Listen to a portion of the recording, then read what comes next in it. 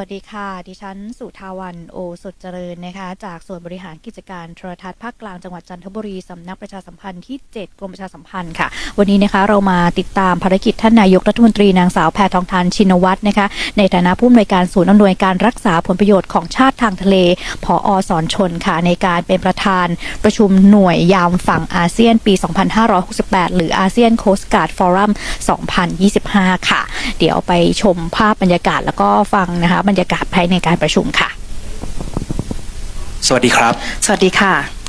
On behalf of the Thai Maritime Enforcement Command Center, or ThaiMEC,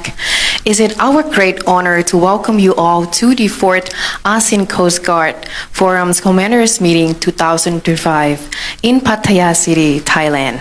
This forum is supported by the United Nations Office on Drugs and Crime, or UNODC. The ASEAN Coast Guard Forum, or ACF, serves as a crucial platform to foster coordination, cooperation, and mutual understanding among ASEAN member states and our maritime law enforcement partners. We hope this event will further consolidate our collective efforts to ensure maritime safety, security, and prosperity in ASEAN this year's theme. To begin today's session, may we now invite Admiral Jirapon Wongwit, Deputy General of the Thai Maritime Enforcement Command Center, to deliver the welcoming speech. Please welcome.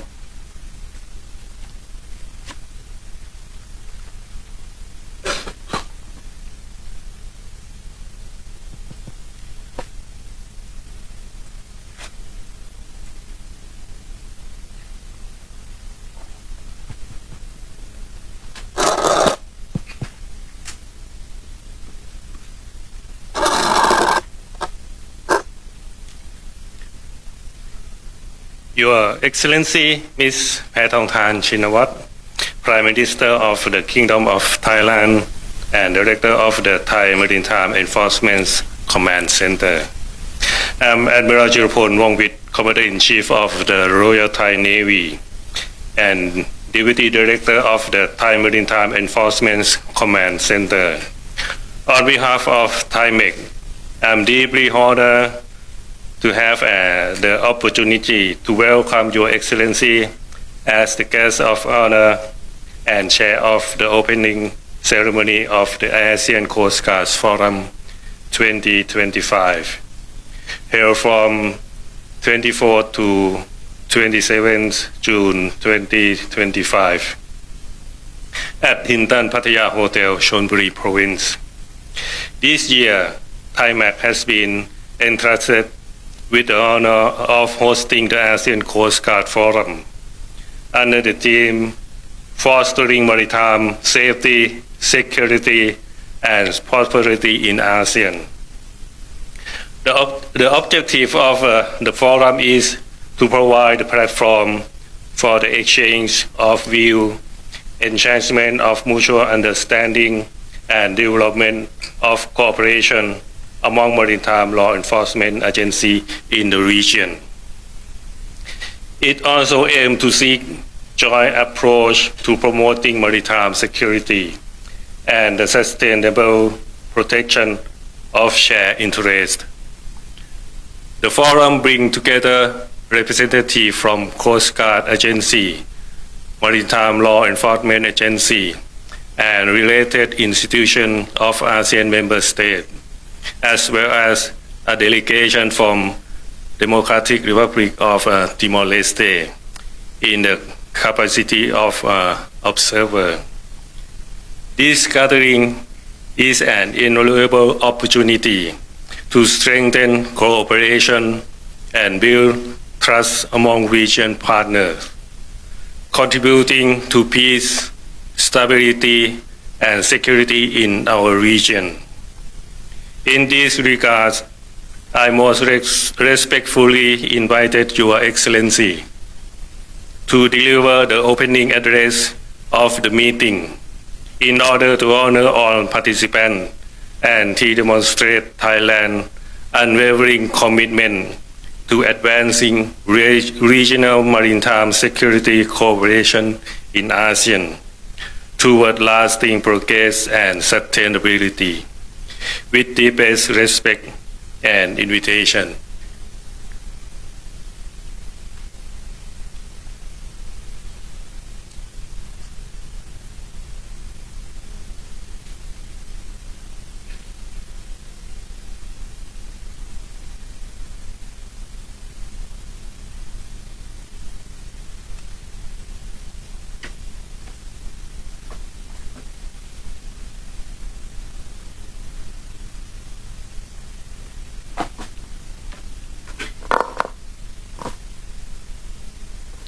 Swadika.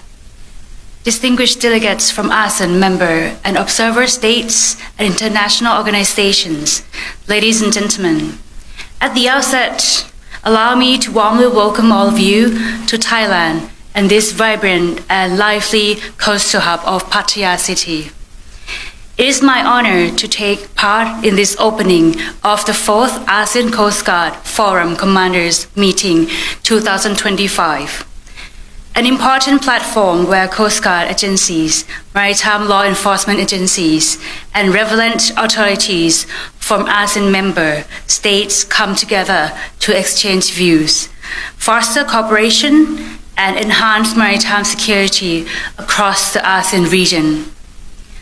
Maritime security and safety are of vital importance to our region, as the sea serves not only as a crucial trade route and a source of natural resources, but also as a shared domain that we must collectively safeguard. This includes addressing evolving threats such as transnational crime, smuggling, drug trafficking, illegal fishing, and human trafficking.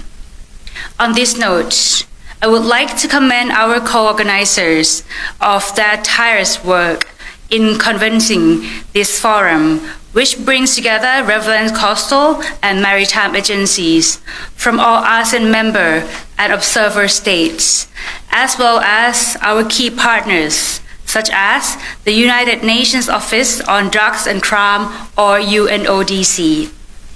I am so delighted to learn that you all will have the opportunity to participate in a number of key activities, which are decided not only to strengthen cooperative and operational frameworks among ASEAN member states, but also to contribute to the long-term goals of enhancing maritime safety and security in the ASEAN region. In closing, allow me to wish this meeting a great success in achieving its objectives and in paving the way of tangible maritime cooperation among our ASEAN family, in line with this year's theme, fostering maritime safety, security, and prosperity in ASEAN. I now declare the ASEAN Coast Guard Forum 2025 officially open. Thank you.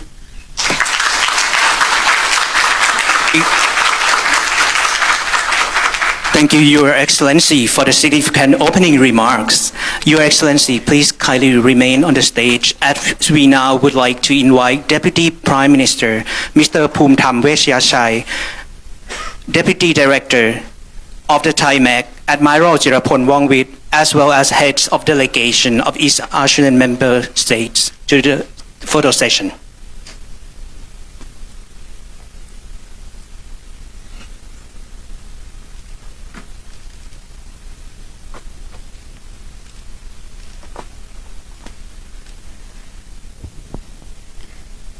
ซึ่งสำหรับการประชุมในครั้งนี้นะคะมีชื่อประชุมว่าการประชุมหน่วยยามฝั่งอาเซียนค่ะหรือว่าอาเซียนโคสต์การ์ดฟอรัม 2025 นะคะซึ่งวันนี้ค่ะก็ได้ทางด้านของนางสาวแพทองธารชินวัตรนายกรัฐมนตรีค่ะในฐานะผู้อำนวยการศูนย์อำนวยการรักษาผลประโยชน์ของชาติทางทะเลนะคะเป็นประธานในการเปิดรวมทั้งมีทางด้านของนายภูมิธรรมเวชยชัยค่ะรัฐมนตรีว่าการกระทรวงกลาโหมนะคะก็จะเป็นในฐานะประธานคณะกรรมการนโยบายรักษาผลประโยชน์ของ ชาติทางทะเลนปทค่ะรวมถึงคณะที่จะมาร่วมประชุมในครั้งนี้นะคะก็มีทางด้านของพลเรือเอกจิรพลว่องวิทย์ผู้บัญชาการทหารเรือรองผอ.สอนชนนะคะแล้วก็พลเรือเอกไพโรจน์เฟื่องจันทร์ค่ะเสนาธิการทหารเรือเลขาธิการสอนชนนะคะที่จะมาร่วมการประชุมในวันนี้และนะคะก็จะมีหน่วยงานค่ะแล้วก็ผู้สังเกตการเข้าร่วมประชุมอีก9หน่วยงานนะคะก็คือมาจากประเทศบรูไนค่ะอินโดนีเซียลาวมาเลเซียนะคะเมียนมาฟิลิปปินส์สิงคโปร์เวียดนามติมอร์เลสเตค่ะโดยครั้งนี้เนี่ยนะคะก็จะมีหน่วยงานของ UNODC นะคะเป็นผู้สนับสนุนหลักของการจัดประชุมในครั้งนี้ซึ่งก็ถือว่าเป็นหน่วยงานนะคะว่าด้วยเรื่องของยาเสพติดและอาชญากรรมแห่งสหประชาชาติแล้วก็เป็นองค์กรของสหประชาชาติที่ทำงานเพื่อต่อต้าน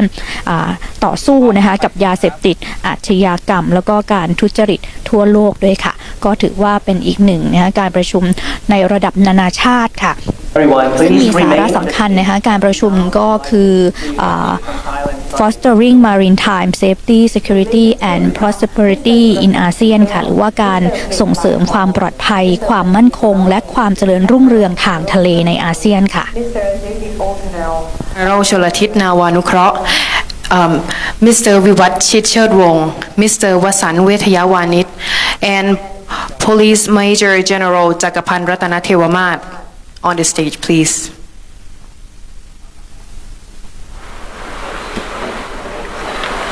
สำหรับการประชุมในครั้งนี้เนี่ยนะคะก็จะมีผู้แทนทางด้านของตำรวจน้ำ Everyone seems ready let's get a photo taken again เจ้าท่านะคะรองผบทรนะคะซึ่งก็คือทางด้านของผู้ช่วยผอ.สอนชนค่ะรวมถึงรองนายกรัฐมนตรีนะคะในฐานะประธานนปทค่ะท่านผู้บัญชาการทหารเรือนะคะเป็นรองผอ.สอนชนค่ะแล้วก็เสนาธิการทหารเรือนะคะเลขาธิการสอนชนรวมถึงอธิบดีกรมประมงอธิบดีกรมทรัพยากรทางทะเลและชายฝั่งนะคะรองอธิบดีกรมสวัสดิการและคุ้มครองแรงงานรองเลขาธิการนายกรัฐมนตรีนายกเมืองพัทยาผู้บัญชาการตำรวจภูธรภาค2เลขาธิการสพชรองเลขาธิการสอนชนค่ะผู้ช่วยเลขาธิการสอนชนผู้อำนวยการศูนย์ยุทธการสอนชนและผู้อำนวยการสอนชนภาค1นะคะก็ได้ให้เกียรตินะคะมาร่วมในการประชุมครั้งนี้เพื่อเป็นการหาเขาเรียกว่าความข้อตกลงร่วมกันนะสร้างเครือข่ายความเป็นหุ้นส่วนในการร่วมกันปกป้องคุ้มครองผลประโยชน์ทางทะเลของชาติอาเซียนนะคะบนความไว้เนื้อเชื่อใจเพื่อให้ภูมิภาคเนี่ยมีความปลอดภัยและทุกประเทศค่ะสามารถที่จะดำเนินกิจกรรมทางทะเลได้อย่างมั่นคงมั่งคั่งและมีความยั่งยืนร่วมกันในอาเซียนค่ะโดยในการประชุมในวันนี้เนี่ยนะคะก็จะมีในส่วนของการประชุมแล้วก็การที่ท่านนายกรัฐมนตรีและท่านภูมิธรรมเวชยชัยนะคะรวมถึงคณะเองก็จะได้มารับฟังบรรยายสรุปนะคะแล้วก็ได้มีการชมนะคะเรือนะคะที่เป็นในเรื่องของการฝึกซ้อมนะคะของหน่วยงานทั้ง9ประเทศนะคะที่วันนี้ได้มาร่วมกันที่นี่นะคะ ผมนวเอกพันธ์พันธ์แก้วผู้อำนวยการกองดูแลระบบและติดตามสถานการณ์ศูนย์บริการสอนชนขออนุญาตบรรยายสรุปการปฏิบัติงานของศูนย์บริการสอนชนหรือสปกสอนชนโดยวันนี้เราได้จำลองสถานการณ์และนำเครื่องมือที่เราใช้อยู่ในสปกสอนชนมาบรรยายครับการปฏิบัติงานของสปกสอนชนมีเจ้าหน้าที่เวรปฏิบัติงาน 24 ชั่วโมงโดยเป็นกำลังพลจากทั้ง6หน่วยงานได้แก่กองทัพเรือกรมเจ้าท่ากรมประมงกรมศุลกากรกองทัพการเมืองน้ำและกรมทรัพยากรทางทะเลและชายฝั่งโดยผู้ที่เข้าเวรเราจะมีผู้ที่มีความเชี่ยวชาญในด้านระดับเพื่อ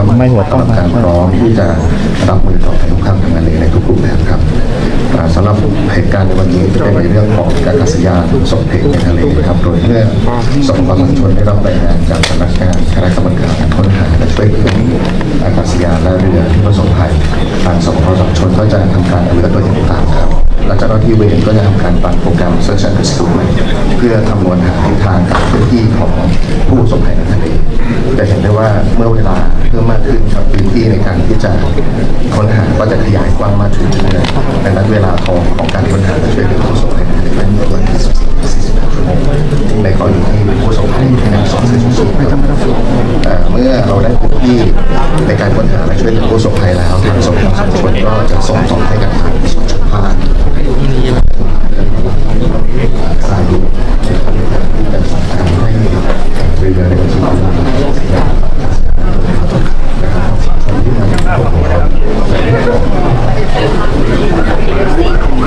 อ๋อรอบนี้แล้วแค่จะมีได้สลับกันเอาสลับวันอยู่ใช่ไหมจะได้ไม่ออกไหมวันไหนวันเรือที่ปฏิบัติการในทะเลก็สามารถที่จะส่งรูปภาพเหตุการณ์สถานการณ์ที่เกิดขึ้นส่งไปที่สปสชนเพื่อที่จะได้รับทราบสถานการณ์ด้วยใช่ครับทางเรือก็จะมีโปรแกรมแล้วเราก็ได้เห็นบนที่โดยเช่นเรือลำนี้เป็นเรือไทเมกสอนชนลำที่22 DOF ก็คือเรือของกรมประมงที่มาร่วมอยู่ในสถานการณ์นี้ครับเราก็ได้เห็นภาพสถานการณ์แล้วก็จะติดตามได้ว่าเรือที่อยู่ในพื้นที่อยู่ตรงไหนบ้างแล้วก็จะช่วยในการสั่งการในการต่อไปครับนอกจากนั้นแล้วทางสอนชนก็อยู่ในระหว่างการที่จะศึกษาการใช้งานของการสื่อสารผ่านโทรเทียมเพื่อที่ช่วยให้การช่วยเหลือในกรณีของเหตุการณ์นั้นอยู่ไกลจากเพิ่มมากขึ้นก็จะเป็นการเพิ่มประสิทธิภาพในการปฏิบัติงานในใจครับตอนนี้เราอยู่ได้ที่ประมาณถึง24 ไมล์นะครับแต่ว่าเกินกับ24 ไมล์ไปก็จะมีเรือใหญ่สามารถที่จะออกเรือใหญ่ได้เลยครับตอนนี้ต่อไปขออนุญาต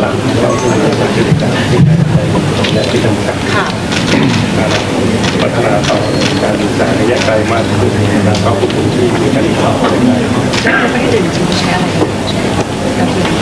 าะว่าในการส่งข้อมูลกระบวนการ ใช่เรื่องของสิ่งที่ท่านนายกกำลังได้รับการคือภารกิจอีกภารกิจทางสอนชนนั่นก็คือการที่ให้การช่วยเหลือผู้ประสบภัยทางทะเลค่ะก็จะมีในเรื่องของการสื่อสารผ่านดาวเทียมนะคะโดยเรือของสอนชนก็จะมีการสแตนด์บายในเรื่องของการดูแลนะคะผู้ประสบภัยนะคะหาจุดหาพิกัดของผู้ประสบภัยทางทะเลนะคะรวมถึงเครือข่ายค่ะก็คือเรื่องของเรือประมงนะคะหากในจุดที่พบผู้ประสบภัยแล้วก็มีการประสานงานใ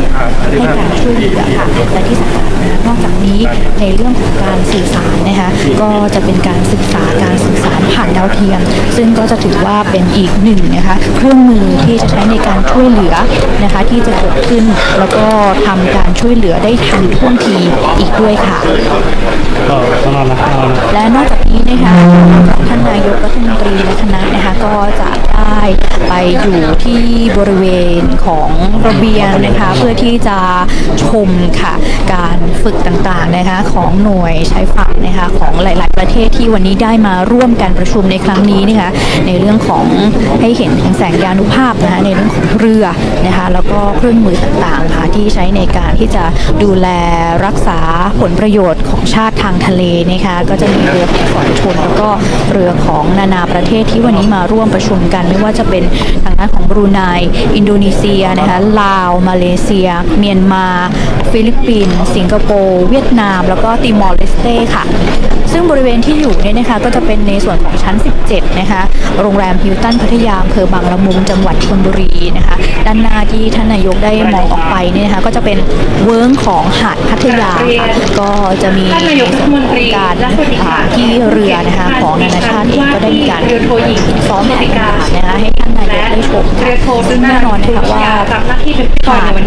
พัทยานะคะหาดพัทยา Prime Minister and distinguished นะคะ guests, ที่ good ถื morning. อว่ามีความสวยงาม Welcome to the 2025 Thai Mech Sarex and Remix demonstration. I'm Lieutenant Junior Grade Nathalan นะคะเดี๋ยวเราไปชมบรรยากาศของท่านนายกกันค่ะ who have the honor of commentating and running you through the demonstration today. ก็สำหรับนี้นะคะก็จะเป็นการสาธิตนะคะในการช่วยเหลือผู้ประสบภัยค่ะ The following you are about to witness is a search and rescue operations training. ก็ก่อนอื่นเลยนะคะก็ก่อนที่จะไปชมการสาธิตในวันนี้นั้นนะคะขออนุญาตให้เกียรตินะคะทุกท่านก็รับชมวิดีทัศน์ก่อนนะคะจำนวน3 นาทีในเรื่องของการสรุปผลการปฏิบัติในครั้งนี้ก่อนค่ะขออนุญาตค่ะ Before we proceed with the exercise, please take a look at the brief overview video. Thank you. เสร็จจากนี้ออก While the video plays, I'll give a narrative in English.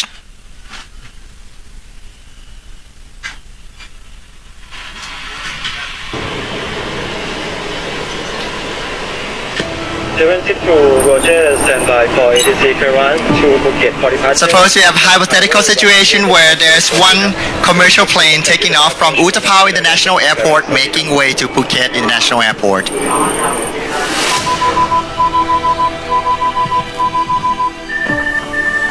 After the plane has taken off, the plane suddenly disappeared from the radar and the air traffic control center has lost contact with the said plane. Right now, the air traffic control center is trying to get into contact with the planes that has lost contact. After the ATC has exhausted all means to get in contact with the aircraft, the air traffic control, the Utapao International Airport has to contact the higher authority.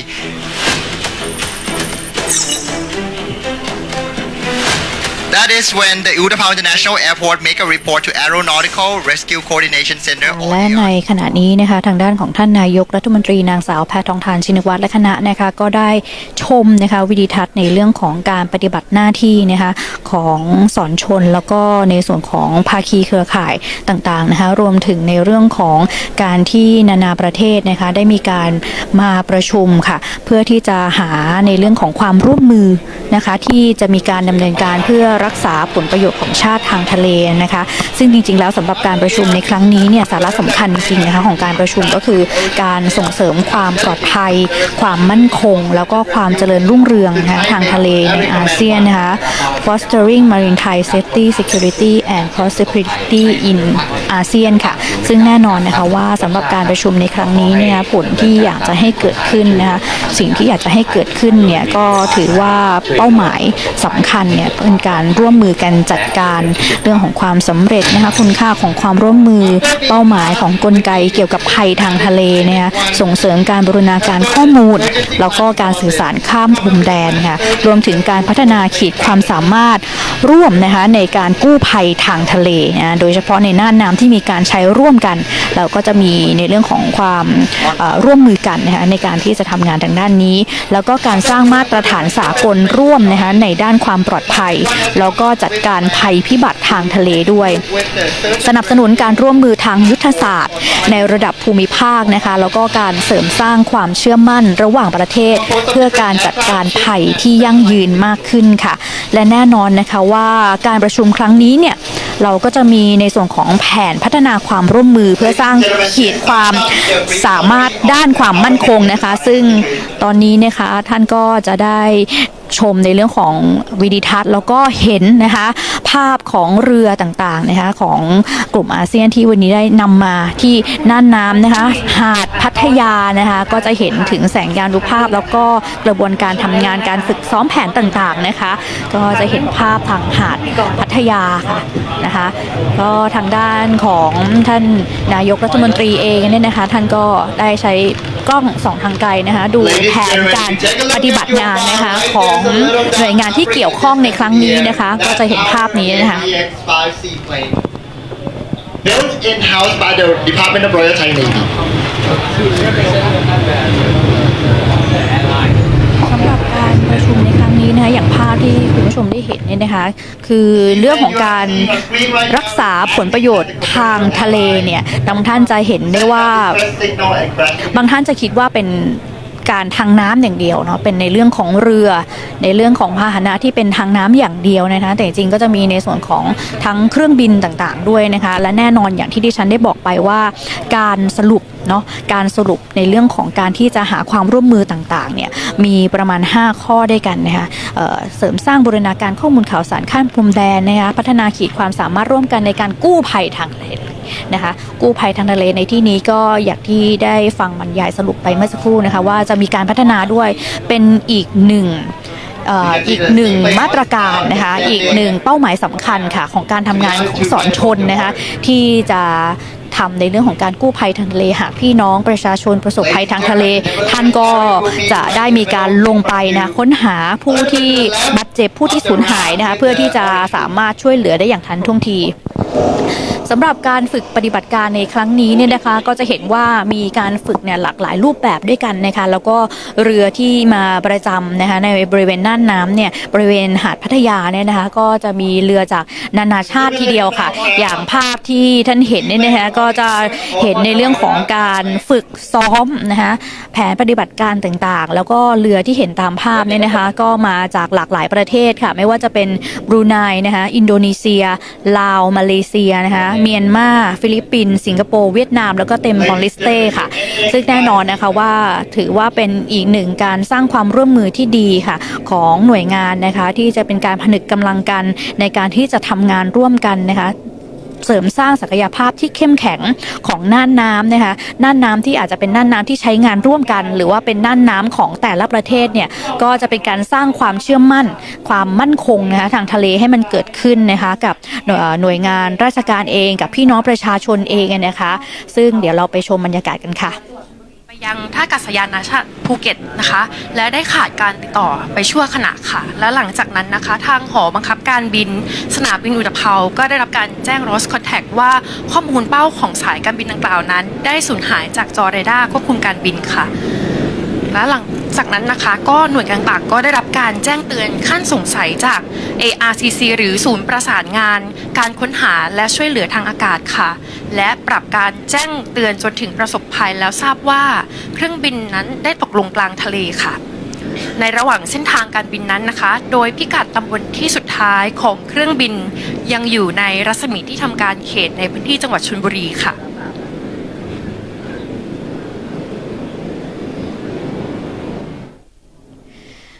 จากการฝึกซ้อมดังกล่าวเนี่ยนะก็ได้มีการเขาเรียกว่าเป็นสถานการณ์จำลองนะคะว่าเกิดเหตุว่าเครื่องบินเนี่ยนะคะขาดการติดต่อจากศูนย์บัญชาการไปนะคะหายไปจากจอเรดาร์จึงมีการแจ้งไปยังศูนย์หน่วยงานที่เกี่ยวข้องนะคะปรากฏว่าจุดที่มีในเรื่องของการสูญหายไปเนี่ยอยู่ในพื้นที่ของจังหวัดชลบุรีจึงได้มีการประสานนะคะไปยังหน่วยงานที่เกี่ยวข้องค่ะของสอนชนนะคะเป็นศูนย์บัญชาการช่วยเหลือนะคะในเรื่องของสอนชนในการที่จะค้นหาผู้ที่ประสบภัยต่างๆเนี่ยค่ะได้รับการประสานติดต่อมาแล้วเนี่ยนะคะก็มีการประสานกับหน่วยงานที่เกี่ยวข้องเพื่อปฏิบัติงานเพื่อค้นหาและช่วยเหลือนะคะในการที่จะดูว่าที่ประสบภัยเป็นอย่างไรนะคะตามภาพฉายนะคะก็จะเป็นเรือนะคะช่วยเหลือผู้รอดชีวิตก็มีการรายงานเข้ามาจากเรือประมงในพื้นที่ว่ามีผู้รอดชีวิตค่ะจากอุบัติเหตุในเครื่องบินตกประมาณ20คนนะคะและตอนนี้ก็กำลังลอยคออยู่ในทะเลค่ะ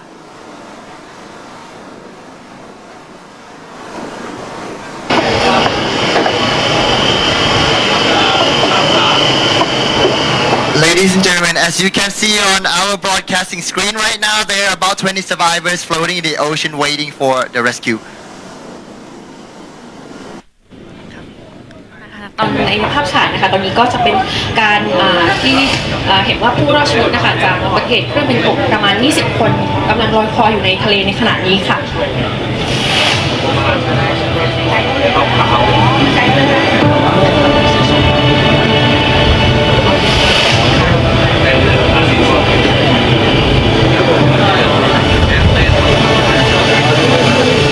จำลองนะคะว่าประสบภัยเครื่องบินตกแล้วก็ตอนนี้ลอยคออ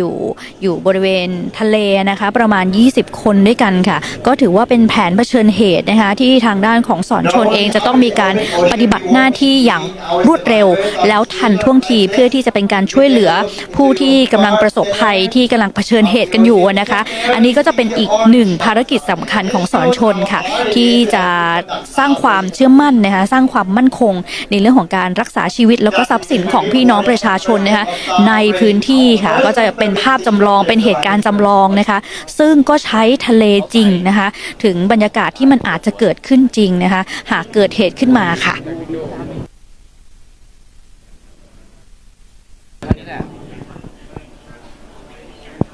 และตอนนี้นะคะ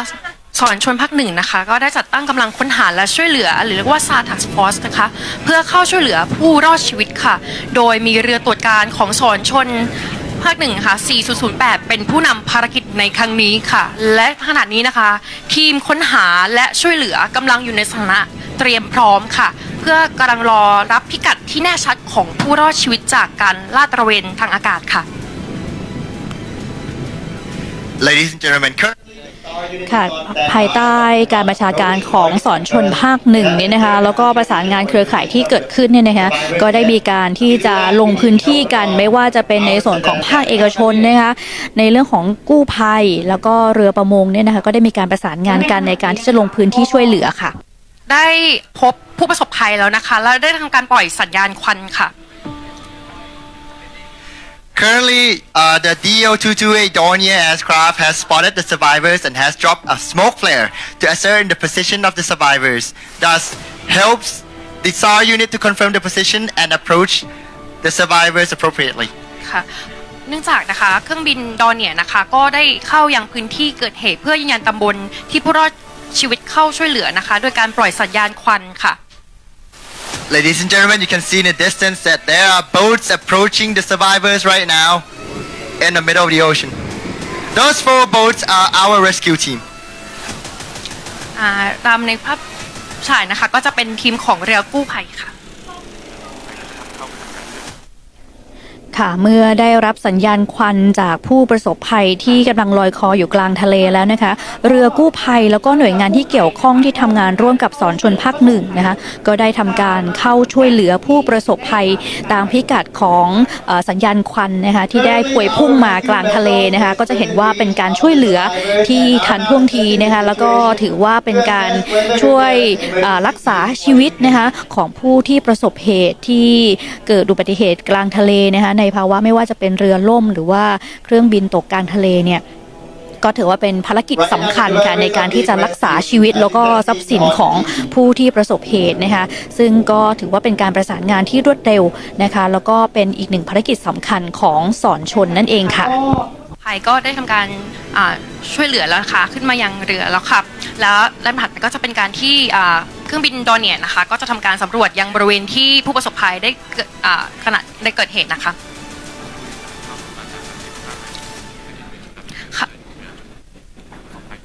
ค่ะและในขณะนี้นะคะก็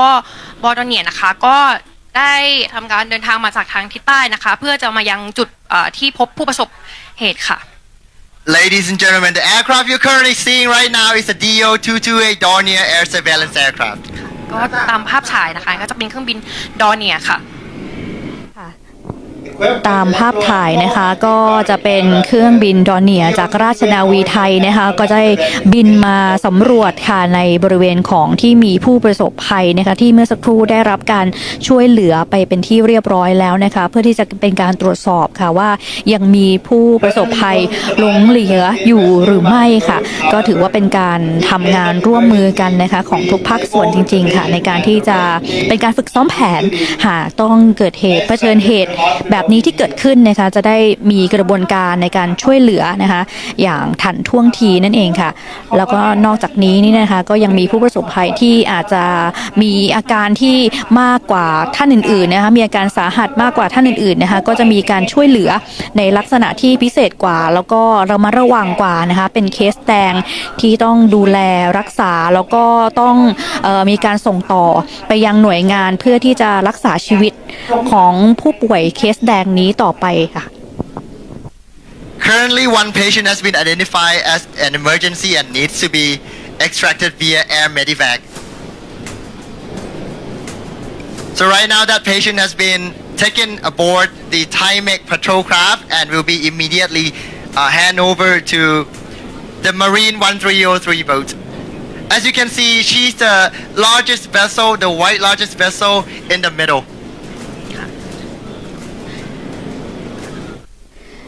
จากกระบวนการช่วยเหลือที่เกิดขึ้นเนี่ยนะคะเมื่อนำผู้ป่วยหรือผู้ประสบภัยเคสแดงขึ้นมาบนเรือแล้วนะคะก็ต้องมีการช่วยเหลือเพื่อกู้ชีพในเบื้องต้นนะคะจากนั้นก็จะต้องมีการส่งต่อผู้ป่วยนะคะไปยังสถานพยาบาลเพื่อเป็นการกู้ชีวิตนะคะให้ปลอดภัยมากยิ่งขึ้นนะคะ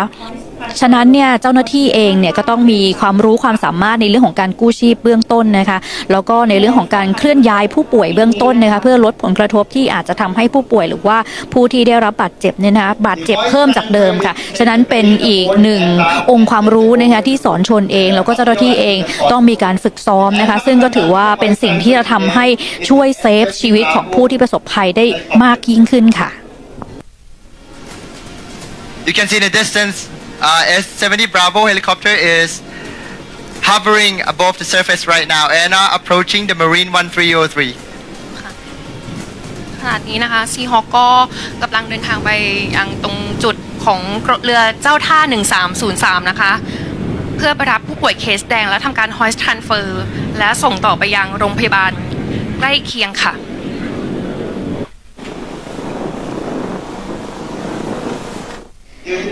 ค่ะแล้วตอนนี้นะคะจากภาพที่เห็นนะคะเรือของสอนชนก็ได้นำผู้ที่ประสบเหตุนะคะเดินทางนะคะไปยังเรือของเจ้าท่านะคะจากนั้นเนี่ยนะคะก็จะมีการส่งต่อผู้ที่ได้รับบาดเจ็บเนี่ยไปยังโรงพยาบาลที่ใกล้ที่สุดเนี่ยนะคะก็เดี๋ยวจะมีการลำเลียงผู้ป่วยนะคะผ่านในเรื่องของเรือของเจ้าท่าอีกทีนึงนี่นะคะแล้วก็จะมีในเรื่องของเฮลิคอปเตอร์นะคะเพื่อที่จะมีการมาบินสำรวจแล้วก็ส่งต่อคนไข้ต่อไปค่ะ กระบวนการเคลื่อนย้ายสัมภาระระหว่างเรือกับอากาศยานนะคะโดยมีลักษณะสำคัญคือเป็นการเคลื่อนย้ายทางดิ่งค่ะกับอากาศยานที่ลอยตัวเหนือเรือ และเป็นกระบวนการที่ต้องใช้การประสานงานอย่างแม่นยำค่ะระหว่างเรือกับอากาศยานนะคะ The hoist transfer is a process of moving personnel or equipment between ship and helicopter via vertical lift using cable. The hoist transfer requires precise and timely cooperation between the ship and helicopter. In this case, เดี๋ยวที่จะได้รับชมต่อไปนี้เนี่ยนะคะก็ถือว่าจะเป็นการเคลื่อนย้ายนะคะสัมภาระจากเรือสู่อากาศยานซึ่งต้องถือว่าเป็นการเคลื่อนย้ายในลักษณะพิเศษเนื่องจากว่าเป็นการเคลื่อนย้ายในลักษณะของแนวดิ่งนะคะมีการใช้สลิงนะคะขนส่งในกรณีนี้ก็จะเป็นผู้ได้รับบาดเจ็บนะคะจากผู้ประสบเหตุต่างๆเนี่ยเพื่อที่จะทำการเคลื่อนย้ายไปยังโรงพยาบาลซึ่งแน่นอนนะคะว่าเป็นการเคลื่อนย้ายแนวดิ่งจึงต้องมีการประสานงานที่แม่นยำนะคะระหว่างในเรื่องของเรือแล้วก็อากาศยานนะคะเพื่อไม่ให้เกิดการผิดพลาดแล้วก็มีการเชื่อมโยงเคลื่อนย้ายได้อย่างมีประสิทธิภาพมากยิ่งขึ้นค่ะก็เป็นขั้นตอนการช่วยเหลือนะคะขั้นแรกในการทำ first aid ก่อนนะคะก่อนที่จะทำการ hoist transfer ในต่อไปค่ะ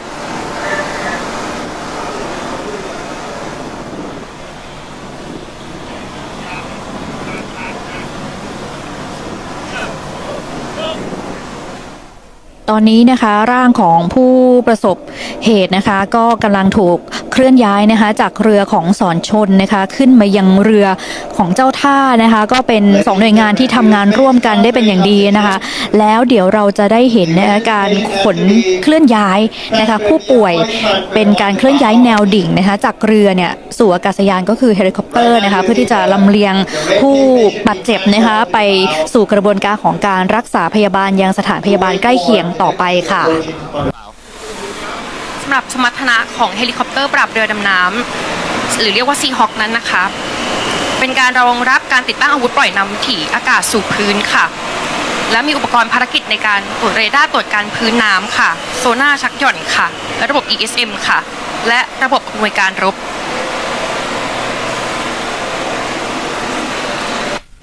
ซึ่งผู้สร้างคือ Sikorsky Aircraft ประเทศสหรัฐอเมริกาค่ะ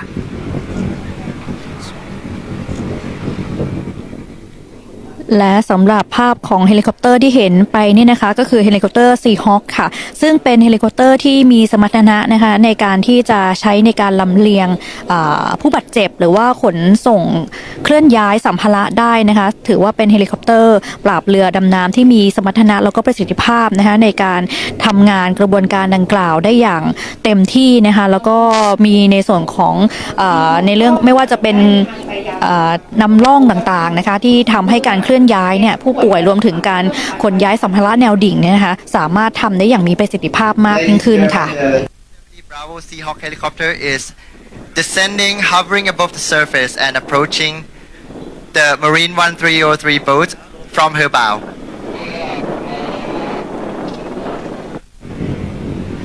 ตาม ามภาพฉายนะคะอันนี้ซีฮอคนะคะกำลังจะเข้าสู่จุดบริเวณที่รับผู้ป่วยเคสแดงบนเรือเจ้าท่า 1303 ค่ะ As you can see, this require much precision from both the ship and the helicopter and must be very carefully cooperated between the two parties. ค่ะภาพที่เห็นนี้นะคะก็คือการเทียบนะคะของเฮลิคอปเตอร์ Seahawk ค่ะที่จะทำการเคลื่อนย้ายนะคะผู้ป่วยในแนวดิ่งฉะนั้นนะคะการประสานงานเนี่ยระหว่างอากาศยานกับเรือจะต้องมีการประสานงานกันอย่างดีที่สุดนะคะเพื่อที่จะไม่ให้เกิดข้อผิดพลาดจะเห็นว่าทางด้านของเจ้าหน้าที่เองรวมถึงนะคะผู้ที่อยู่กับเฮลิคอปเตอร์รวมถึงผู้ที่อยู่บนเรือเนี่ยจะต้องประสานงานให้เป็นหนึ่งเดียวค่ะเพื่อที่จะทำการขนถ่ายสัมภาระหรือว่าผู้บาดเจ็บเนี่ยนะคะสามารถที่จะขนถ่ายได้อย่างปลอดภัยที่สุดเนี่ยนะคะ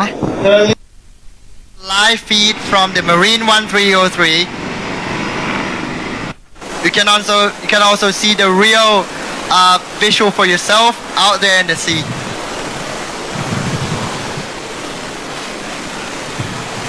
นี่นะคะในภาพฉายนะคะกำลังทำการ hoist transfer ค่ะเพื่อทำการรับผู้ป่วยเคสแดงนะคะขึ้นจากเรือเจ้าท่า 1303 นะคะและส่งต่อไปยังโรงพยาบาลในพื้นที่ใกล้เคียงค่ะ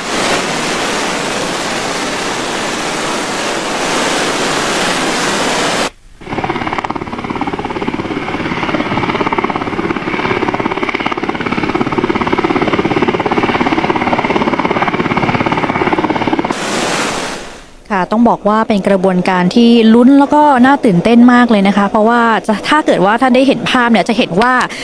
อากาศยานกับเรือเนี่ยอยู่ห่างกันไม่มากนะคะแล้วก็เจ้าหน้าที่เองต้องมีประสบการณ์อย่างสูงนะคะในการที่จะลำเลียงผู้ป่วยนะคะขึ้นเป็นแนวดิ่งนะคะกับอากาศยานซึ่งตอนนี้เนี่ยนะคะก็ต้องถือว่าได้มีการลำเลียงนะคะจากเรือเจ้าท่านะคะขึ้นไปยังเฮลิคอปเตอร์ซีฮอคนะคะเป็นที่เรียบร้อยแล้วนะคะก็ถือว่าเป็นการประสานงานกันที่ไม่ขาดตอนแล้วก็มีประสิทธิภาพอย่างยิ่งค่ะซึ่งตอนนี้ก็ถือว่าเป็นการลำเลียงนะคะผู้ป่วยขึ้นไปยังเฮลิคอปเตอร์เป็นที่เรียบร้อยหลังจากนี้ค่ะเฮลิคอปเตอร์ซีฮอคลำนี้นะคะก็จะได้พาผู้บาดเจ็บค่ะไปส่งที่สถานพยาบาลที่ใกล้ที่สุดนะคะเพื่อที่จะเป็นการรักษาชีวิตนะคะแล้วก็เยียวยาในเรื่องของผู้ป่วยที่ประสบเหตุในพื้นที่ของทะเลแล้วก็น่านน้ำประเทศไทยค่ะอาศัยความแม่นยำเป็นอย่างมากระหว่างเรือกับอากาศยานค่ะ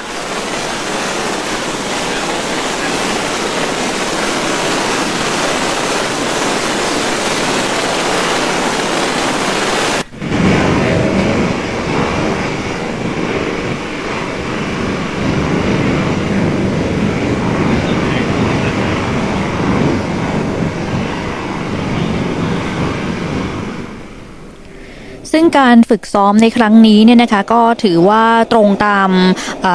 สาระสำคัญค่ะของการประชุมในครั้งนี้นะคะก็คือเป็นการส่งเสริมความปลอดภัยความมั่นคงแล้วก็ความเจริญรุ่งเรืองทางทะเลในอาเซียนนะคะเพื่อที่จะเป็นอีกหนึ่งยุทธศาสตร์สำคัญค่ะที่จะให้ประเทศทุกประเทศในอาเซียนนะคะผนึกกำลังกันในการที่จะร่วมมือกันดูแลผลประโยชน์ทางทะเลนะคะแล้วก็เสริมสร้างศักยภาพให้มีความมั่นคงนะคะแล้วก็น่าเชื่อถือรวมถึงสร้างความมั่นใจนะคะให้เกิดขึ้นในระดับนานาชาติแล้วก็ในประเทศของแต่ละประเทศด้วยรวมถึงสร้าง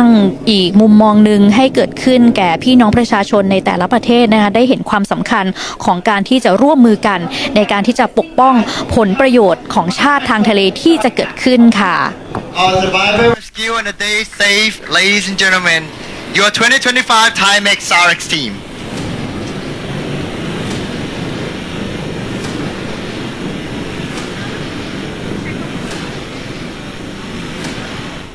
และสำหรับการรับชมนะคะการ